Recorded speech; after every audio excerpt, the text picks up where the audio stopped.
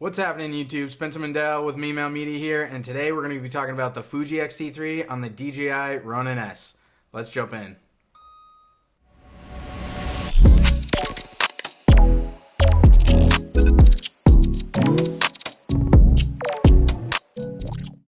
Today we're going to be talking about the Fuji Xt3 on the DJI Ronin S. I have the Ninja V attached on here as well, and we'll go over that. But first I want to get started with, we had a problem the other day.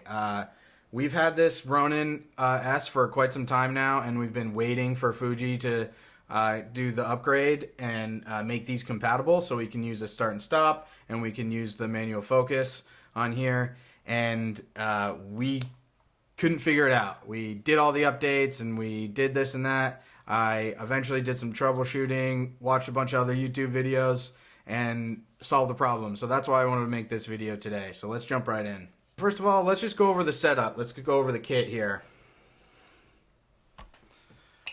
On top here, I have the Fuji Xt3 with the 16 1.4, the Rode Video Micro for a little audio, the small rig cage for the Xt3, and then I'm running HDMI cord out to the Ninja V, which is recording to solid state over here. I have a large NPF on here for now, but generally when I'm shooting, I try to shoot the smaller NPFs just for weight, and then having a couple in my pocket just to switch out throughout the day. And then on the other side, we got the Ronin S follow focus on here, and we figured out the upgrade for the Ronin S and the Xt3. We've updated the firmware on the Xt3 and we've updated the firmware on the Ronin S, and they are now compatible. We can use the record button, we can use the follow focus here, which is really nice. We've only tested a handful of the Fuji XF lenses on this setup with the follow focus. This is the 16 1.4. We've tested, we know it works. We know the 23 f2 works as well, but we haven't tried any other lenses. Yeah, we're really excited about this setup. We're really excited to get this record button going, and I just wanted to bring you through a few things on what I dealt with yesterday troubleshooting this problem. So hopefully this will help you guys in the future. So let's jump right in here.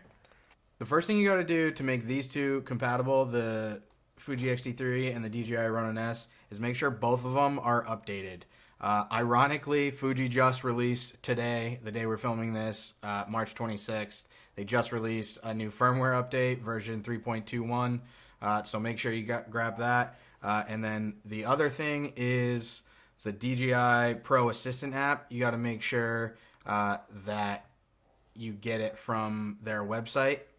And then also make sure you have a USB plugged into the DJI. And once you do, so you'll download the Assistant app, you'll open it, it says plug in your DJI, you plug it right in here, this pops up, the Ronin S, you click that, it'll create a firmware list here of all new and old firmware, so you can actually downgrade. I don't know why you'd want to do that, but I did this, so we'll just hit refresh here. Make sure the computer is connected to the internet, the device is powered on, the device is connected to the computer, start update, and then it'll download. This happened pretty quickly because I did this yesterday, but it'll take a few minutes. We'll go back, and boom, that's done. You can power that off and back on again, and then you should have a new firmware. And then you should be able to record the Fuji Xt3 on with the record button from the Ronin S, which is awesome. Just so super handy for us. Having to frame up your shot and stop and push a record button on top was a huge waste of time and a big hassle for us. So we're really excited to have this button. Also, pretty excited to be using this manual focus dial on the side here as well.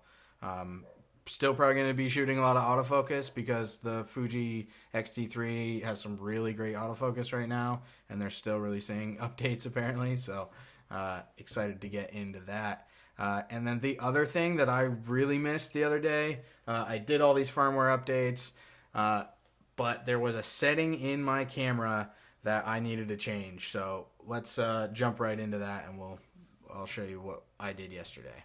The last piece of the puzzle here was really one setting I was missing in the Fuji Xt3.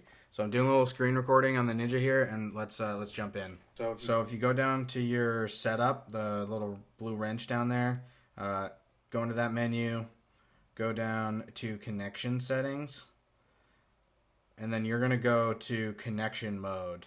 I had this on USB card reader, but you want this on USB tether shooting auto.